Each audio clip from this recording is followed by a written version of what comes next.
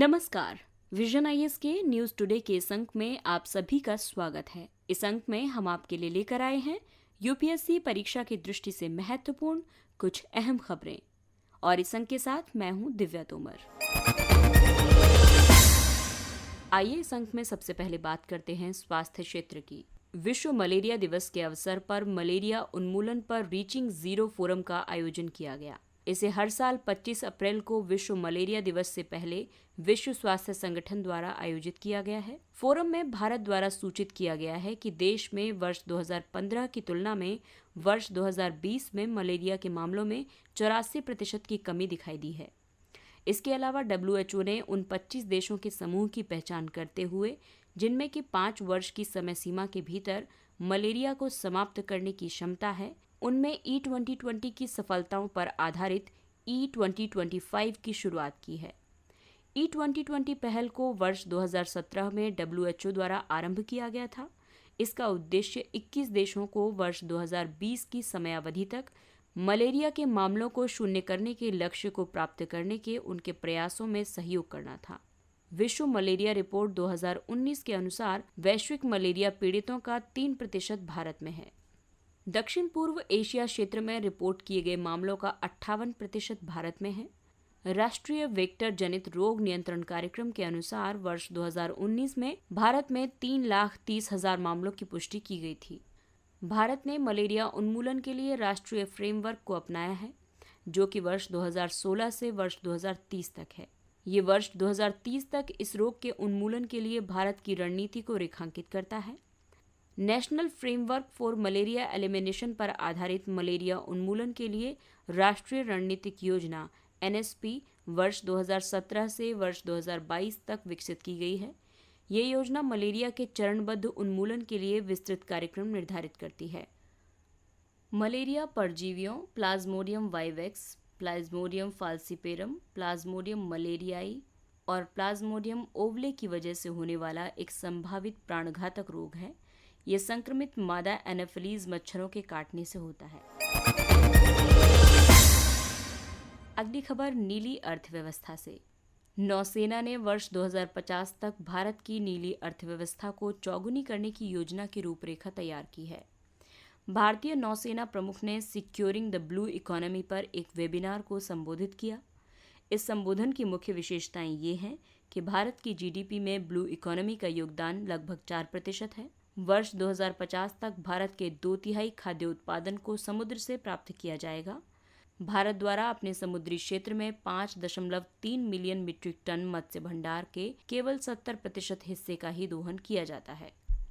इस दोहन का लगभग 90% 50 मीटर तक गहरे जल में मत्स्यन से प्राप्त होता है, जिसका अर्थ है कि गहरे समुद्र में मत्स्यन के अधिक अवसर प्राप्त होना अभी बाकी है।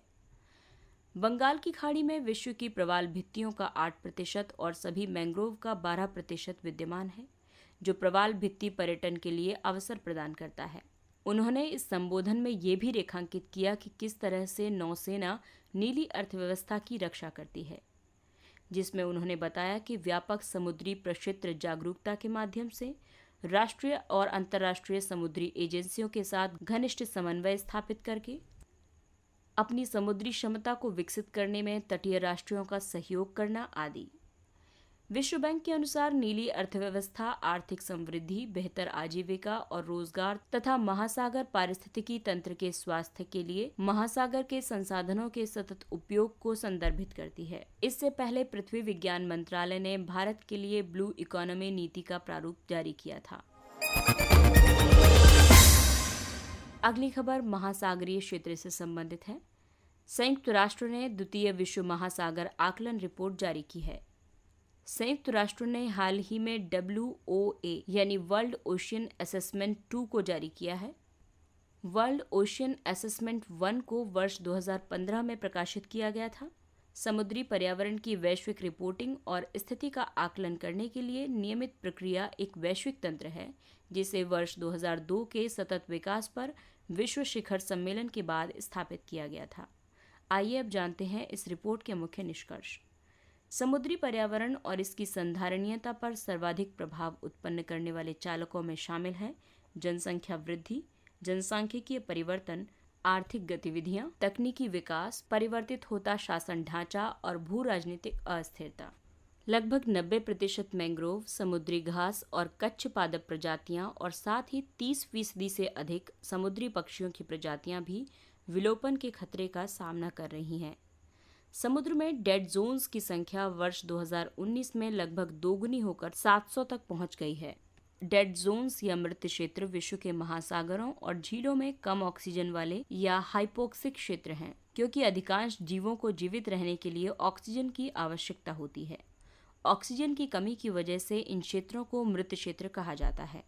वैश्विक तापन पहले से ही खुले महासागर को प्रभावित कर रहा है और भविष्य में समुद्री हीट वेव्स की आवृत्ति और प्रबलता में वृद्धि होने की संभावना है। खुले महासागरों के जैविक स्पंदन यानी बायोलॉजिकल पंप में जलवायु परिवर्तन से प्रेरित बदलाव मानव जनित कार्बन धारण करने की महासागरों की क्षमता को बदल देंगे। आइए अब जानते हैं रिपोर्ट में शामिल अनुशंसाओं के बारे में। रिपोर्ट में कहा गया है कि प्रदूषकों की निगरानी के मानकीकरण के लिए उपाय किए जाने चाहिए। समुद्र में प्रदूषकों के आगत को कम करने के लिए क्षमता निर्माण पर बल दिया जाना चाहिए। सीमा पार समुद्री प्रदूषण के विस्तार के संबंध में अधिक सटीक डेटा इकट्ठा करना चाहिए और प्रदूषकों के प्रभाव की बेहतर समझ विकसित करनी चाहिए। अगली खबर खाद्य एवं पोषण से संबंधित है। भारत से प्रसंस्कृत खाद्य उत्पादों के निर्यात में 26.51% की वृद्धि हुई है। अप्रैल-फरवरी 2020-21 के दौरान भारत से होने वाले प्रसंस्कृत खाद्य पदार्थों के निर्यात में 26.51% की बढ़ोतरी दर्ज की गई है। ये बढ़ोतरी पिछले वर्ष 2019-20 की समान अवधि की तुलना में है। आपको बता दें कि भारत से निर्यात होने वाले प्रमुख प्रसंस्कृत खाद्य पदार्थों में दालें, प्रसंस्कृत सब्जियां, प्रसंस्कृत फल और जूस आदि शामिल हैं। प्रसंस्कृत खाद्य उत्पादों की निर्यात को बढ़ावा देने के लिए कृषि और प्रसंस्कृत खाद्य उत्पाद निर्यात विकास प्राधिकरण एपीडा द्वारा कई कदम उठाए गए हैं। भारतीय कृषि की निर्यात क्षमता का दोहन करने और किसानों की आय बढ़ाने के लिए कृषि निर्यात नीति निर्मित की गई है। निर्यात की आपूर्ति श्रृंखला के प्रत्येक स्तर पर आने वाली कठिनाइयों को समझने के लिए उत्पाद संवर्धन बैठक और वेबिनार आयोजित किए जा रहे हैं। उत्पाद विशिष्ट निर्यात संवर्धन मंचों का निर्माण किया जा रहा है। अंतर्राष्ट्रीय बाजारों में निर्यात प्रोत्साहन गतिविधियों के आयोजन के माध्यम से बाजार पहुंच में वृद्धि की जा रही है। भौगोलिक संकेतक उत्पादों के निर्यात और संवर्धन के लिए वित्तीय सहायता में वृद्धि की जा रही है। कृषि और प्रसंस्कृत खाद्य पदार्थ निर्यात संवर्धन योजना संचालित की जा रही है। हालांकि खाद्य प्रसंस्करण क्षेत्र में कई चुनौतियां भी मौजूद हैं, जैसे आपूर्ति श्रृंखला अवसंरचना में अंतराल का अर्थ है अपर्याप्त प्राथमिक प्रसंस्करण, भंडारण और वितरण सुविधाएं, उत्पादन और प्रसंस्करण के बीच अपर्याप्त संपर्क, मौसम के अनुसार संचालन और कम क्षमतापूर्ण उपयोग, कृषि उपज मंडी समिति बाजारों पर निर्भरता, गुणवत्ता और सुरक्षा मानकों पर ध्यान देने का अभाव और पर्याप्त उत्पाद विकास और नवाचार की कमी। अगली खबर बैंकिंग क्षेत्र से संबंधित है। आरबीआई ने राज्यों के लिए 51,560 करोड़ रुपए की अंतरिम अर्थोपाय अग्रिम यानी WMA सीमा को सितंबर तक बढ़ा दिया है। भारतीय रिजर्व बैंक ने कोविड-19 की दूसरी लहर द्वारा उत्पन्न वित्तीय तनाव से निपटने में सहायता करने के लिए राज्य सरकारों के लिए अर्थोपाय अग्रिम सीमा को बढ़ा दिया है। इसके अलावा आरबीआई ने राज्यों और संघ शासित प्रदेशों की वर्तमान WMA सीमा जो कि 32,225 करोड़ रुपए प्रतिवर्ष थी, उसे 46% तक बढ़ा दिया है। आरबीआई अधिनियम 1934 के तहत WMAs केंद्र और राज्यों को आरबीआई द्वारा दी गई अग्रिम राशियां हैं जो प्राप्तियों और संदायों के असंतुलन को नियंत्रित करने में सहायक होती हैं। राज्य या केंद्र WMA निकासी पर रेपो दर पर आधारित ब्याज का भुगतान करते हैं। वेज एंड मीन्स एडवांसेस राजकोषीय उत्तरदायित्व और बजट प्रबंधन अधिनियम का हिस्सा नहीं है, क्योंकि इनका भुगतान उसी वर्ष के दौरान ही किया जाता है। WMA 2 प्रकार के होते हैं, सामान्य और विशेष। विशेष WMA या विशेष आहरण सुविधा SDF राज्य द्वारा धारित सरकारी प्रतिभूतियों के कोलेट्रल के विरुद्ध प्रदान की जाती है। वहीं सामान्य WA राज्यों द्वारा SDF की सीमा का पूर्णतया दोहन करने के बाद प्रदान किया जाता है। SDF के लिए ब्याज दर रेपो दर से 1% कम होती है। आइए अब नजर डालते हैं कुछ संक्षिप्त किंतु महत्वपूर्ण खबरों पर। सड़क ट्रेन के मानकों का प्रारूप जारी किया गया। सड़क परिवहन और राजमार्ग मंत्रालय ने सड़क ट्रेनों के लिए मानकों का प्रारूप जारी किया है। इन मानकों को यूरोपीय मानदंडों के आधार पर तैयार किया गया है। ये मानक लंबी दूरी के फ्रेट कॉरिडोर के साथ माल की तेज और कुशल आवाजाही के लिए एक हस्तक्षेप के लिए मार्ग प्रशस्त करेंगे। सड़क ट्रेन एक ऐसा मोटर वाहन है जिसमें खींचने के लिए पुलर का प्रयोग किया जाता है, जो ट्रेलर या अर्ध ट्रेलरों के सीरियल संयोजन से जुड़ा होता है। ये भीड़ को कम करने, ईंधन की बचत करने और ध्वनि एवं वायु प्रदूषण को कम करने के लिए चुनिंदा मार्गों पर कार्य करेगा। बैंक ऋण वृद्धि। भारतीय स्टेट बैंक द्वारा किए गए शोध के अनुसार बैंक ऋण वृद्धि वित्त वर्ष 2021 की दूसरी तिमाही में 5.56% रही थी, जो 59 वर्षों में सबसे कम थी। रिपोर्ट में कम ऋण वृद्धि के लिए आर्थिक गिरावट और बैंकरों के बीच जोखिम के उच्च स्तर को उत्तरदायी माना जाता है। यूनाइटेड किंगडम की संसद ने उइगरों के साथ चीन के व्यवहार को नरसंहार की संज्ञा प्रदान की है। ब्रिटेन की संसद ने सरकार से शिनजियांग क्षेत्र में मुख्य रूप से मुस्लिम उइगर समुदायों के विरुद्ध चीन के नरसंहार को समाप्त करने के लिए कार्यवाही करने का आग्रह किया है। चीन के शिनजियांग उइगर स्वायत्त क्षेत्र में रहने वाले उइगर लोगों की संख्या लगभग 12 मिलियन है। इनमें से अधिकतर मुस्लिम हैं। वे स्वयं को सांस्कृतिक और निर्जातीय रूप से मध्य एशियाई देशों के निकट पाते हैं। रिपोर्टों के अनुसार चीन ने अपने पुनः शिक्षा शिविरों में 1 मिलियन से अधिक उइगरों को हिरासत में रखा हुआ है। हेपेटाइटिस की दवा विराफीन को कोविड के उपयोग के लिए DCGI से स्वीकृति प्राप्त हुई। अब विराफीन का वयस्कों में कोविड रोग के मध्यम स्तरीय संक्रमण के उपचार के लिए उपयोग किया जा सकता है। इसका उपयोग चिरकालिक हेपेटाइटिस बी और हेपेटाइटिस सी से पीड़ित लोगों के उपचार में किया जाता है। हेपेटाइटिस यकृत के सूजन वाला रोग है।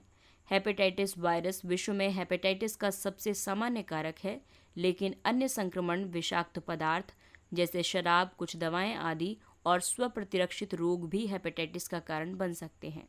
हेपेटाइटिस बी वायरस को रोकने के लिए सुरक्षित और प्रभावी टीके उपलब्ध हैं, लेकिन हेपेटाइटिस सी वायरस के लिए कोई टीका उपलब्ध नहीं है। Nitric oxide. हाल ही में कुछ परीक्षणों ने संकेत दिया है कि एक nitric oxide nasal spray SARS-CoV-2 के विरुद्ध एक प्रभावी वायरल उपचार हो सकता है। नाइट्रिक ऑक्साइड एक रंगहीन और गंधहीन गैस है जो जलीय और कार्बनिक विलायकों में घुलनशील है। नाइट्रिक ऑक्साइड बिजली गिरने के दौरान वातावरण में प्राकृतिक रूप से उत्पन्न होती है। प्रयोगशाला में नाइट्रिक ऑक्साइड का उत्पादन नाइट्रिक अम्ल या नाइट्रस अम्ल के अपचयन से हो सकता है। नाइट्रिक ऑक्साइड को एक मुक्त कण कहा जाता है क्योंकि इसके अणु में एकल अप्रकाशित इलेक्ट्रॉन होते हैं, इसलिए ये अभिक्रियाशील है और इसका अर्ध आयुकाल केवल कुछ सेकंड का ही होता है। इंडियन ग्रीन बिल्डिंग काउंसिल का नेट जीरो पर मिशन। भारतीय उद्योग परिसंघ IGBC ने नेट जीरो पर IGBC मिशन आरंभ किया है ताकि भारत को वर्ष 2050 तक शुद्ध शून्य कार्बन उत्सर्जन की स्थिति प्राप्त हो सके। नेट जीरो कार्बन तटस्थता की एक ऐसी स्थिति है जिसमें देश के उत्सर्जन को वायुमंडल से ग्रीन हाउस गैसों के अवशोषण और निष्कासन के माध्यम से प्रतिपूरित किया जाता है। IGBC उस विजन के साथ भारतीय उद्योग परिसंघ का हिस्सा है जो सभी के लिए एक संधारणीय रूप से निर्मित वातावरण को सक्षम करने और भारत को वर्ष 2025 तक संधारणीय रूप से निर्मित वातावरण में वैश्विक नेताओं में से एक होने की सुविधा प्रदान करता है।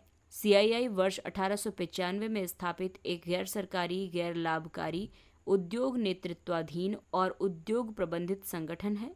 ये भारत की विकास प्रक्रिया में सक्रिय भूमिका निभा रहा है। विश्व पृथ्वी दिवस 2021। पृथ्वी दिवस पर्यावरण संरक्षण के लिए समर्थन के लिए विश्व भर में मनाया जाने वाला एक अंतर्राष्ट्रीय कार्यक्रम है। वर्ष 2021 में इसकी 51वीं वर्षगांठ मनाई गई। पृथ्वी दिवस 2021 का विषय रीस्टोर अवर अर्थ था। पृथ्वी दिवस सीनेटर गैलार्ड नेल्सन द्वारा स्थापित किया गया था। इसे पहली बार 22 अप्रैल 1970 को पारिस्थितिकी को बढ़ावा देने तथा वायु, जलवायु और मृदा के प्रदूषण की बढ़ती समस्याओं के बारे में जागरूकता सृजित करने और पृथ्वी ग्रह की रक्षा करने की आवश्यकता के लिए मनाया गया था। संयुक्त राष्ट्र ने वर्ष 2009 में अपनाए गए एक संकल्प के माध्यम से इसे इंटरनेशनल मदर अर्थ डे के रूप में नामित किया है। इसके साथ ही ये अंक समाप्त होता है। अगले अंक में फिर मुलाकात होगी कुछ अन्य महत्वपूर्ण खबरों के साथ, लेकिन तब तक के लिए विजन IAS की पूरी टीम आपसे अपील करती है कि दवाई भी और कड़ाई भी के मंत्र को याद रखें और कोरोना के खिलाफ जंग में 1 मई से शुरू होने वाले 18 वर्ष से अधिक वाले सभी लोग टीका लगवाएं और अपने परिवार को सुरक्षित करें। हाँ, लेकिन इसके साथ ही मास्क पहनें, हाथ और मुंह साफ रखें और 2 गज दूरी का पालन करें। और इसके साथ ही विजन IAS की पूरी टीम को दीजिए अनुमति। नमस्कार।